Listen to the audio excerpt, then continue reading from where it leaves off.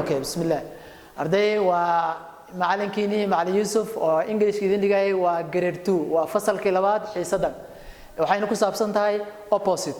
Opposite macnaheedu waxa weeyaan caks ama ka soo horjeed. Opposite waxa weeyaan ereyga ka soo horjeeda ayaa la yiraahdaa opposite. Words waa ereyada opposite ka soo horjeeda.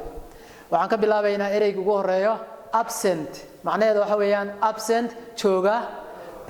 Absent maqan weeyaan absent maqan present jooga after ka horeeya before ka dambeeya begin waa bilow stop waa jooji best ugu wanaagsan worst ugu xun big weyn small yar buy iibso sell iska iibi cheap raqiis ah dia khaliya ama lacag ama kharashaad fara badan leh ama lacag badan leh clean nadiif dirty uskag cold qabow hot kulayl cry oohin laugh qosol marka kuwa kale halkan waa words weeyaan way sii socotaa waxaan imaanay dry qalalan wet qoyan good wanaagsan bad xun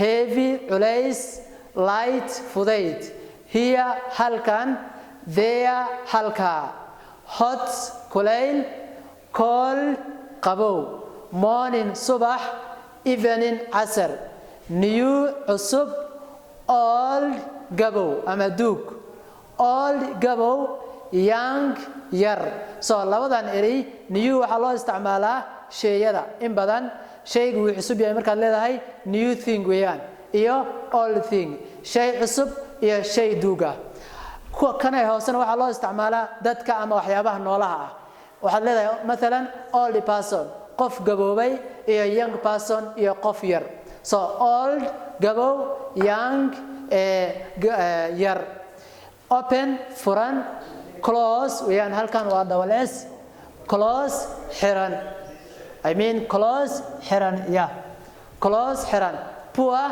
faqir rich غني ama taajir right midig left bidix start bilaa weeyaan stop joojiyaan marka halkan start iyo begin waa isku mid start waa bilow tana begin waa bilow marka ka soo horjeedkuna waa stop iyo stop jooji bay noqonaysaa ka soo horjeedkuna marka xiisadaha la soo akhriyo laga yaabee waxaan imtixaan lagu keeno marka soo dadaal ardayo xiisadeena maanta halka ay noo egtahay. Wassalaamu calaykum waraxmatullaahi wabarakaatuh.